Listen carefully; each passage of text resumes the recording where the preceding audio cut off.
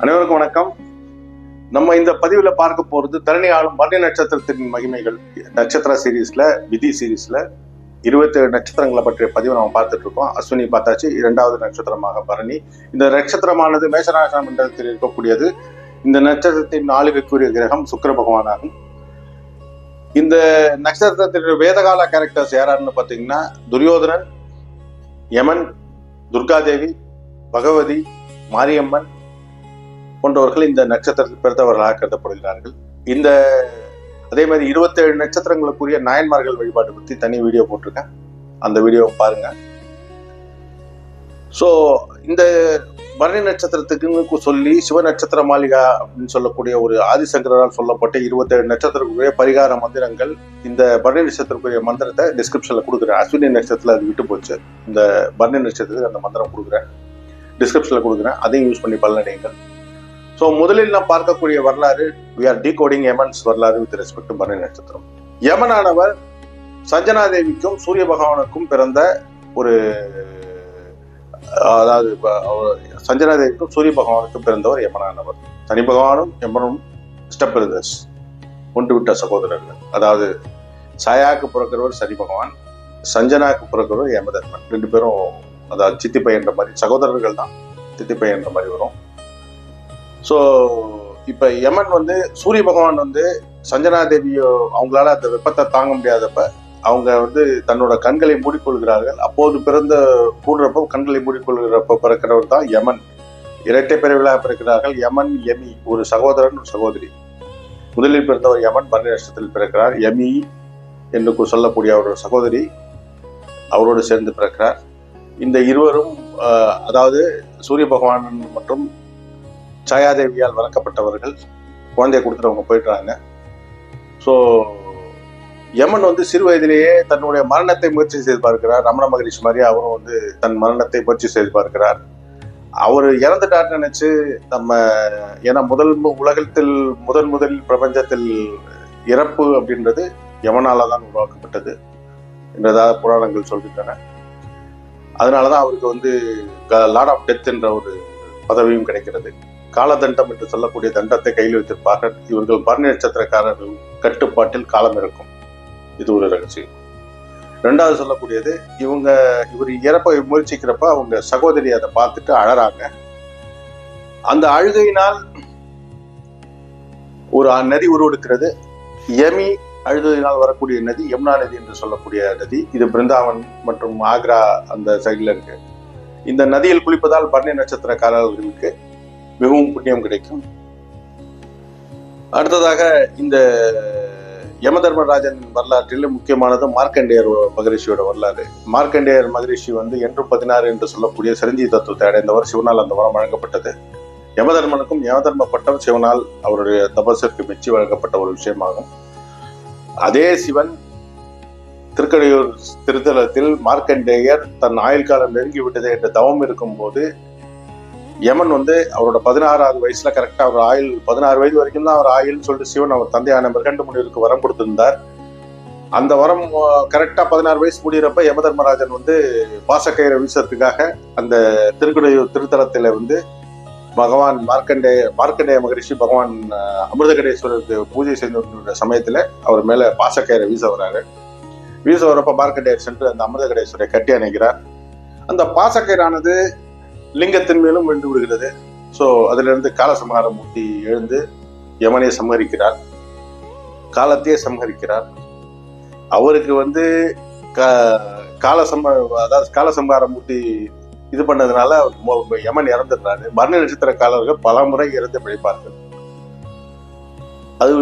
அதுக்கான ஒரு புராண இண்டிகேஷன் தான் இது.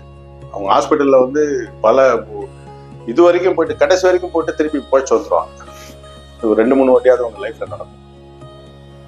ஸோ அதே மாதிரி அவர் யமன் தன்னோட இறந்தப்புறம் அவருக்கு உயிர் கொடுக்குறாரு. அவர் தண்டம் பெறறதுக்காக தவம் செய்த கோயில் தான் நம்ம வேளச்சேரி இருக்கிற தண்டீஸ்வரர் கோயில். யமனுக்கு ஈஸ்வரன் தண்டம் வழங்கிய இடம், திருப்பி வழங்கிய இடம். காலதண்டத்தை ஈஸ்வரன் யமனுக்கு திருப்பி அளித்த தலம். ஸோ பரணி நட்சத்திரக்காரர்கள் யமனோட ரிலேட்டட் எந்த ஸ்தலங்களுக்கும் வழிபாடு செய்வது மிகவும் நன்மை கேட்கும். அதே மாதிரி இவர்கள் தட்சிகேது என்று சொல்லக்கூடியவர்களுக்கு ஒரு ஆத்மாவின் நிலை பற்றி உபதேசிக்கிறார். பரணி நட்சத்திரக்காரர்கள் டீச்சிங் ஸ்கில்ஸ்ல பெட்டரா இருப்பாங்க. டீச்சிங் ஸ்கில்ஸ் ஆல்சோ அவங்களுக்கு கைவந்த கலையாகும். உபதேசம் இது பண்றது கைவந்த கலையாகும். ஸோ இது மாதிரி யமனோட கேரக்டர்ல இருந்து பார்த்த விஷயங்கள். அடுத்ததாக நம்ம துரியோதனன் கதைக்குள்ள போயிடலாம். துரியோதனன் வந்து திருதராஷ்டிரன் என்று சொல்லக்கூடிய ராஜாவுக்கும் அஸ்தினாபுர ராஜாவுக்கும் அவர் மனைவியான காந்தாரிக்கும் பிறந்தவர். இவங்க காந்தாரி கர்ப்பமா இருக்கிறப்ப பாத்தீங்கன்னா 2 வருஷமா அவங்களுக்கு அந்த ஒரு பிண்டம் மாதிரி ஆகி அது வயிற்றிலேயே 2 வருஷமா தங்கி போயிடுது. ஸோ வியாச மகரிஷி வந்து அவருக்கு என்ன சொல்றாருன்னா, இந்த பிண்டத்தை வெளியில எடுத்து அதை 100 பகுதிகள் ஆக்கி பானைகளில் வைத்து அடைகாக்க செய்கிறார். அதாவது பானைகளில் வைத்து பாதுகாக்க செய்கிறார். அது அந்த குழந்தைகள் உருவெடுக்க 100 குழந்தைகள். முதலில் வந்தவர் துரியோதனன் பரணி நட்சத்திரத்துக்குரியவர். துரியோதனை வந்து ஒரு வில்லன் மாதிரியே சித்தரிச்சிட்டு இருக்காங்க. இவங்களுக்கு அதே மாதிரி முதல் பிரசவம் அந்த மாதிரி பிரசவங்களில் இவர்களுக்கு சில காம்ப்ளிகேஷன்ஸ் வரதுக்கு வாய்ப்புகள் இருக்கு. ஓகே, அதுக்கு பரிகாரம் நான் சொல்றேன். ஸோ காம்ப்ளிகேஷன்ஸ் வரதுக்கு வாய்ப்பு இருக்கு பரணி நட்சத்திர பெண்களுக்கு. பரணி நட்சத்திர பெண்கள் மிகவும் கவர்ச்சிகரமானவர்கள். இது ஒரு வசிய நட்சத்திரமாகும். ஓகே, ஸோ இந்த இவர் பிறந்துடுறாரு. துரியோதனன் வந்து ஃபர்ஸ்ட் பிறக்கிறாரு. அவருக்கு பின்னாடி 99 சகோதரர்கள் பிறக்கிறார்கள், ஒரு சகோதரியும் பிறக்கிறாங்க. இப்படி இருக்கிறப்ப ஒரு முறை என்ன நடக்குதுன்னா, பஞ்சபாண்டவர்கள் ஆயுத பயிற்சிகளை முடித்து விட்டு அஸ்தினாபுரத்துக்கு வருகிறார்கள். இவரும் வந்து குரு துரோணாச்சாரியாரிடம் படித்து விட்டு பஞ்சபாண்டவர்கள் மற்றும் கௌரவர்கள் எல்லாருமே அஸ்தினாபுரத்தில் வந்து தன்னோட ஆயுத வித்தைகளை செய்து காட்டுகிறார்கள். அப்படி இருக்கிறப்ப அர்ஜுனனுக்கு வந்து இணையே இல்லைன்ற மாதிரி ஒரு இது வந்துருது. ஒரு பிரபகண்டா வாஸ் கிரியேட்டட். எல்லாரும் சொல்றாங்க அர்ஜுனன் சூப்பர்னு. ஏன்னா துரியோதனன் கதாயுதத்துல பெஸ்ட், அர்ஜுனன் வந்து வில் வித்தையில இந்த சைடு ஆளே கிடையாது. அப்படி இருக்கிறப்ப நான் இருக்கேன்னு சொல்லிட்டு கர்ணன் வராரு. அவரை அந்த கூட்டமே சேர்ந்து அவமானப்படுத்துறாங்க. எல்லாரும், ஈவன் பீஷ்மர்ல இருந்து எல்லாருமே அவரை கர்ணனை வந்து அவமானப்படுத்துறாங்க. அப்படி இருக்கிறப்ப இவ்வளவு பேர் அவமானப்படுத்துறப்ப உனக்கு நான் இருக்கேன் அப்படின்னு வந்து ஒரு செகண்ட்ல அவரை ராஜாவாக்குறேன். இத்தனை பேர் இல்லையா, நான் இருக்கேன் உனக்கு ராஜாவாக்குறேன். கர்ணன் தானத்தில் மிகச்சிறந்தவன். அந்த தானத்திற்கான பொருள் யாரோடது? எல்லாமே துரியோதனன். சோ பரணி நட்சத்திரக்காரர்கள் தான் கொடுக்கறதுனால அடுத்தவன் கொடுக்கறதை பார்த்து சந்தோஷம் அடையக்கூடியவர், நட்புக்காக உயிரே கொடுக்கக்கூடியவர். 2 கேரக்டர் இருக்கு பரணி நட்சத்திரக்காரர் கூட. 2 கேரக்டர் ஆல்வேஸ் வரும். ஒன்னு சித்திரகுப்தன் வருவார், கர்ணன் வருவாரு. இன்னொன்னு சகுனியும் கூட வருவாரு. உங்களுக்கு நல்லது செய்யறதுக்கு ஒரு ஆள் கூட வருவாங்க, கெட்டது செய்யறதுக்கு ஒரு ஆள் கூட வருவாங்க. சகுனி தான் ட்விஸ்ட் பண்ணி துரியோதனனை கடைசி வரைக்கும் கொண்டு போனது. ராஜ்யத்து மேல ஆசை காட்டி கொண்டு போனது. சோ அதே மாதிரி இந்த மகாபாரத போர் உருவாகிறதுக்கான மெயின் ரீசன் என்னன்னா, அஸ்தினாபுரத்திலே பாண்டவர்கள் ஒரு கண்ணாடி மாளிகை கட்டினார்கள். அந்த கண்ணாடி மாளிகை பார்ப்பதற்காக எல்லாரையும் கௌரவர்லாம் கூப்பிடுறாங்க. கூப்பிடுறப்ப ஒரு சின்ன பிரச்சனை ஆயிடுது. ஒரு கரைச்சல்ல துரியோதனன் ஃபுல் டென்ஷன்ல நான் கிளம்புறேன்னு சொல்லிட்டு கிளம்புறாரு. அப்படி கிளம்புறப்ப அந்த கண்ணாடி மாளிகையில ஒரு இடத்துல நீர் இருக்கு. அது பார்க்கறதுக்கு கண்ணாடி மாளிகை, இதுல தப்பா காலை வச்சு வழிக்க விடுறப்ப திரௌபதி பார்த்து கொல்லுன்னு சிரிச்சிடறாங்க. இதுதான் சொல்லுவாங்க, பொம்பளை சிரிச்சா போச்சு, புகையில விடுத்தா போச்சு. ஸோ அந்த பழமொழிக்கு ஏற்ப அவங்க வந்து சிரிச்ச உடனே துரியோதனனுக்காக ஒரு டென்ஷன் தான் கடைசி வரைக்கும். அதை யூஸ் பண்ணி தான் சகுனி வந்து கடைசி வரைக்கும் அவர் டெஸ்ட் பண்ணிட்டே இருக்கார். சகுனிக்கு இந்த பரம்பரை செய்த அவமானங்கள், அவர் ஏன் அந்த மாதிரி செஞ்சாருன்றதுக்கு ஒரு ஸ்டோரி இருக்கு. அது சொன்னா ரொம்ப பெருசா போயிடும். ஏன்னா 2 ஸ்டோரி தான் நம்ம பார்க்க போறோம். ஸோ அப்படி இருக்கிறப்ப சகுனியை ட்விஸ்ட் பண்ணியே துரியோதனன் அவர் காலி பண்ணிடுவாரு. சகுனியானவர் காலி பண்ணிடுவார். அடுத்ததாக ஒரு முறை காந்தாரியானவள் போருக்கு முன்னாடி துரியோதனனை, நீ வந்து எல்லா ட்ரெஸ்ஸையும் அவுத்துட்டு நிர்வாணமா என் முன்னாடி வான்னு சொல்றாங்க. தாய் முன்னாடி நிர்வாணமா போகக்கூடாதுன்னு சொல்லிட்டு ஒரு தப்பான டிசிஷன் எடுத்து அவர் என்ன பண்றாருன்னா, வாழை இலையை வந்து இடுப்புல கட்டிட்டு போறாரு. வாழை இலையை கட்டிட்டு போறதுனால அவர் வந்து உடம்ப வந்து அவங்க வந்து கணவருக்கு பார்வை இல்லைன்றதுனால அவங்களும் கண்ணை கட்டியிருப்பாங்க. அந்த கண்கட்டை அவுத்து துரியோதனை பாக்குறாங்க. துரியோதனை பார்த்ததுனால அவர் உடம்பு ஃபுல்லா வஜ்ரம் ஆயிடுது. இங்க வாழை இலைன்றதுனால இந்த பார்ட்ல தான் அவர் அடிபட்டு சாகிறார். தொடையில அடிச்சுதான் பீமன் அவரை கடைசியா கொள்றாரு. அதுக்கு காரணமும் கிருஷ்ணர் தான். கிருஷ்ணரோட இது பண்றதுனால கொள்றாங்க. ஸோ தொடை அதே மாதிரி யமனுக்கும்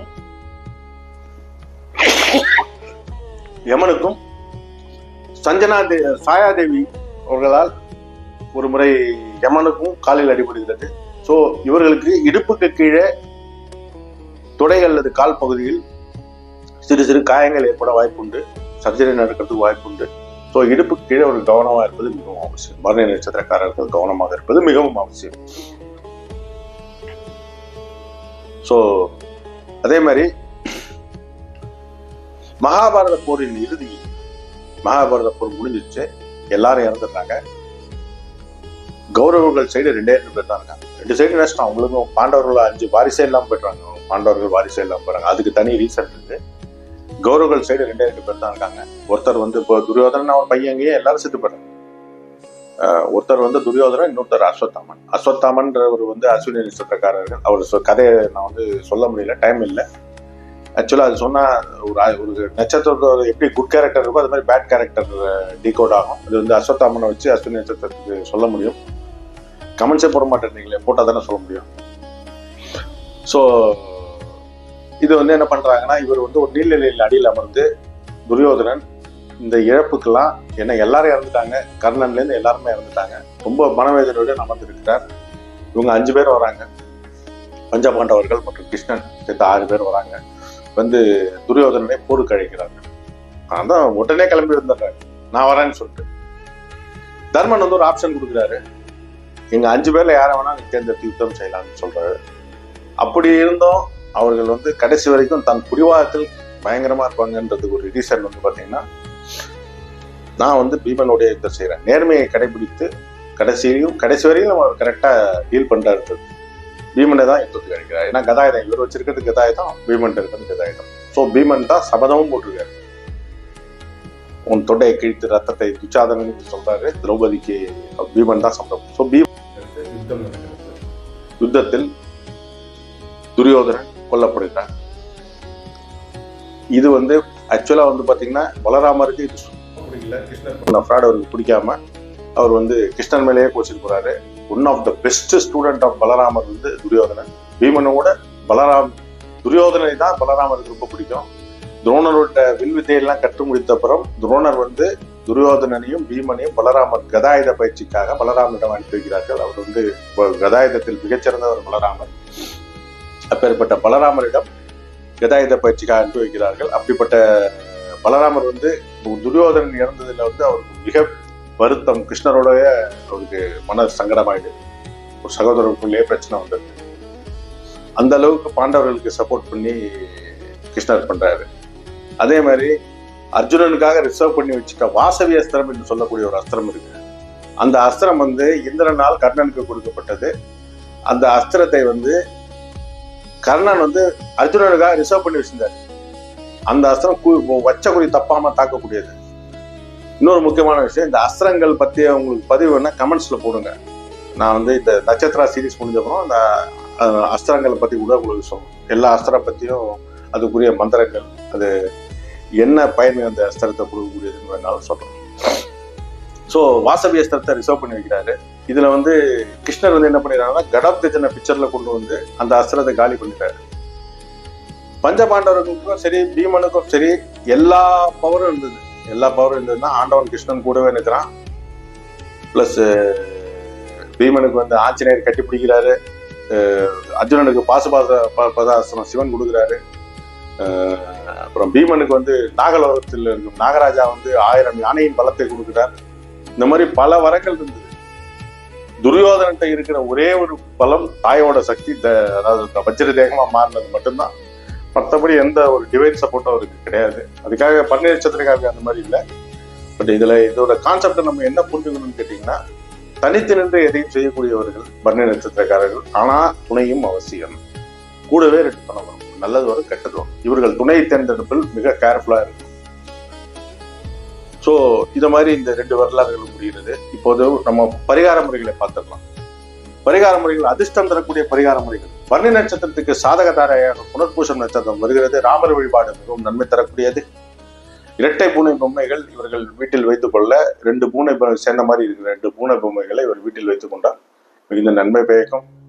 அடுத்ததாக நெல்லி மரத்திற்கு இவர்கள் மஞ்சள் கலந்த நீர் ஊற்றுவது மிகுந்த நன்மை பயக்கும். நெல்லி மரமானது இந்த மிக அதிர்ஷ்டம் தரக்கூடியது. இவர்களோட அதிர்ஷ்ட தெய்வம் அப்படின்னு பாத்தீங்கன்னா துர்கா தேவி. இவர்களுடைய நட்சத்திர பறவை என்று சொல்லக்கூடியது காகம். காகத்திற்கு உணவளிப்பது பரணி நட்சத்திரக்காரர்களுக்கு மிகுந்த நன்மை பயக்கக்கூடியது. அதே மாதிரி புரட்டாசி மாசம் மகாலய அமாவாசை என்று சொல்லக்கூடிய அந்த மகாலய பட்சம் என்று சொல்லக்கூடிய ஒரு 15 நாட்களில் பரணி நட்சத்திரம் வரும் அது மகாபரணி என்று சொல்லி விசேஷமானது. பரணி நட்சத்திரக்காரர்களுக்கு பித்ருதோஷம் வருவதற்கான வாய்ப்புகள் மிகவும் கம்மி. அதே மாதிரி தீபாவளிக்கு முதல் நாள் யம தீபம் என்று சொல்லக்கூடிய ஒரு தீபம் ஏற்றுவார்கள். அந்த தீபம் ஏற்றுவதால் பரணி நட்சத்திரக்காரர்களின் கரும வினைகள் அழிக்கப்படும். அவர்களுக்கு பித்ருதோஷம் வராது.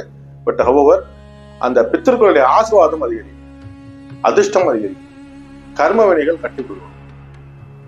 ஸோ யமதீபம் ஏற்றுவது, அதே மாதிரி துர்கா தேவிக்கு வெள்ளிக்கிழமைகளில் முல்லை மலரால் மாலை செய்து போடுவது, வெண்தாமரை மாலை பண்ணுவது, சிவனுக்கு கரும்பு சாறு மற்றும் கரும்பு சர்க்கரையால் அபிஷேகம் செய்வது இவருக்கு அதிர்ஷ்டத்தை கொடுக்கும். யமதீபம் ஏற்றுவது. இவர்களுக்கு அதிர்ஷ்டம் தரக்கூடிய ஸ்தலங்கள் திருநெல்லிக்காடு, நல்லூர் அக்னீஸ்வரர் மற்றும் நம்ம திருவாலங்காடு சென்னை திருவள்ளூர் பக்கத்தில் இருக்க திருவாலங்காடு ஸ்தலம். நெல்லி மரங்கள் எங்கெல்லாம் இருக்கிறதோ, தலவிருச்சமா இருக்குதோ அந்த தலங்கள் அனைத்துமே இவர்களுக்கு கர்ம வழி நீங்கக்கூடிய தலங்களாக வருகிறது.